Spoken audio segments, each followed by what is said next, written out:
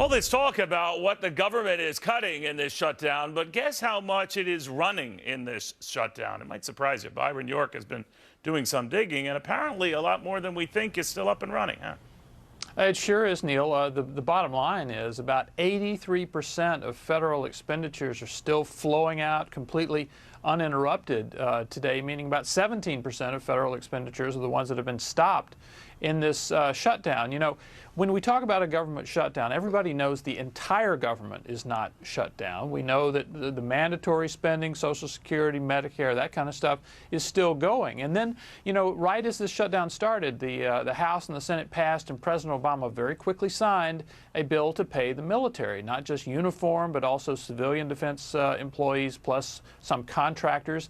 And about that time, a member of Congress said to me, well, you know, the military bill covers a huge part of the discretionary expenditures of the federal government, which got me to thinking, okay, well, what is actually left? What's not being funded? And after talking with some people in the Budget Committee, they came up with this estimate. About 83% of federal spending is still going completely uninterrupted today. So if you have a shutdown, I always thought it meant what it certainly implied, shut down. But how does that percentage compare to the last, I guess I should put in quotation marks, shutdown? How does that compare? Well, you mean back to the one that was in the 95, 90s? 96. I think it's roughly similar in the sense that a lot of things, a lot of mandatory programs went on then. But since that time, since the shutdown kind of traumatized so many Republican members of Congress, they have made provisions to make sure that a lot of things continue to run in a shutdown. And I think what this current number, this 83% continuing to flow number, means is that perhaps this shutdown is not as dangerous for Republicans as they thought it was. Remember, there was talk about of the government shutdown crowd being the hot stove kids, yeah, that once they touched the hot stove, boy, they'd never do that again. And I think with so much government money flowing, it means that perhaps not as many of their constituents are being affected by the shutdown as maybe we thought. Well, it's leaving a lot of Americans clearly nonplussed because they're looking around and saying, gee, my life is kind of going on. We shall see. Byron, thank you. Well, D.C. might be a little smaller, but the big stuff is still getting done. U.S. military forces just nabbing a major al-Qaeda leader wanted in the 1998 U.S. Embassy bombings.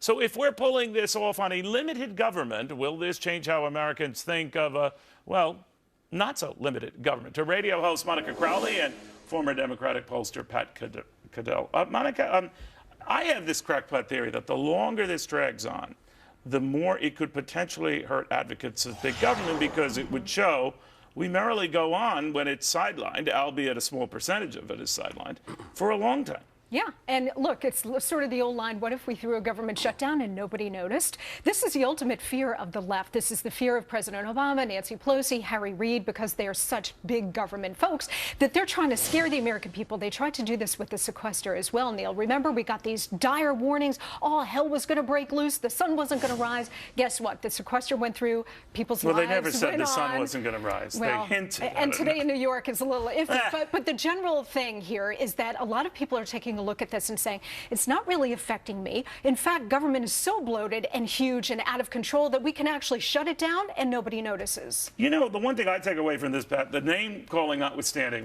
that gets over the top and childish. This notion that we vitally need a government the size we do.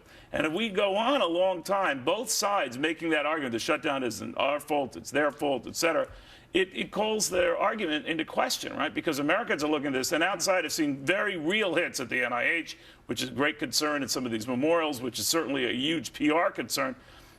Most Americans are going on with their lives and thinking you both don't protest too much. Well, as Monica said, we have the same thing with sequester, and the American people weren't affected. I happen to think the defense sequester has been a problem. But look, the problem is the government is totally broken. What you've just covered with Byron York, I mean, we have a government spending money that's supposed to be shut down.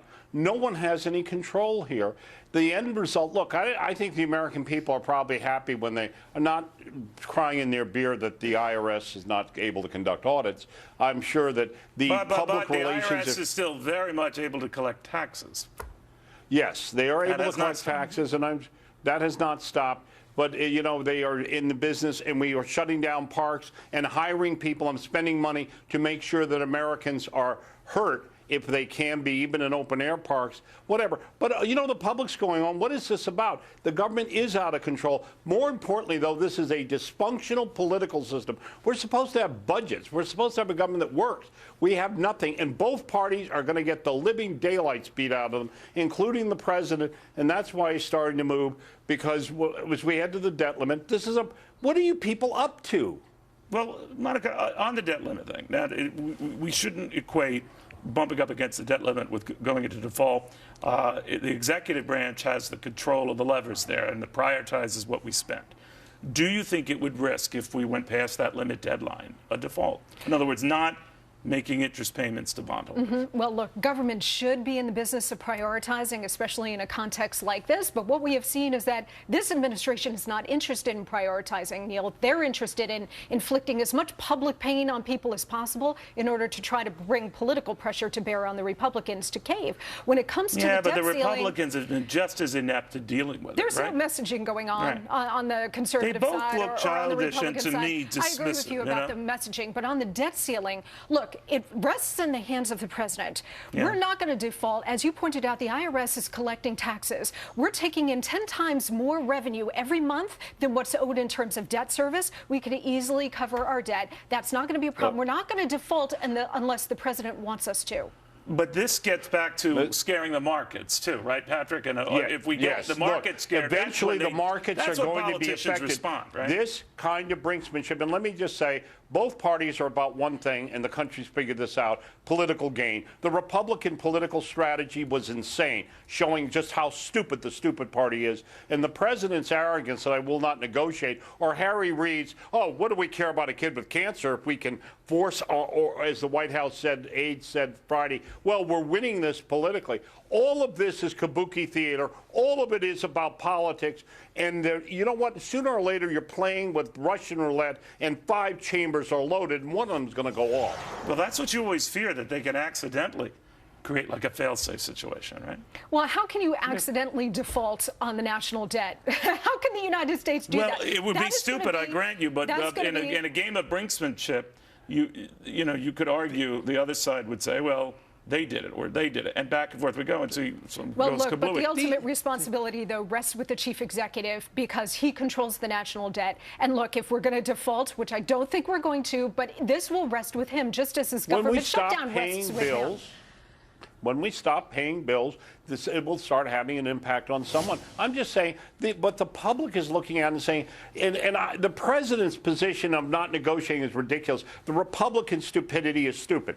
But look, this is all about one thing. Well, American people looking at this going, these people are all clowns, and they are literally going to start wanting to get rid of them all. They all look terrible because they are terrible, because they don't really seem to care about the country. They seem to care about their politics. All right, guys, final word on that subject. Again, I do want to remind folks, though, when they hear all this scare talk, particularly on the default, as both of my fine guests pointed out, that only happens when you choose not to pay those bondholders their regular interest payments. And as Monica astutely pointed out, we bring in a little over $200 billion a month of tax revenue. That doesn't stop, by the way. We pay $20 billion to those bondholders. Stop that, then it's Katie Bauer the door. No president has ever done that, right or left, when faced with a situation like this. We shall see. All right, well,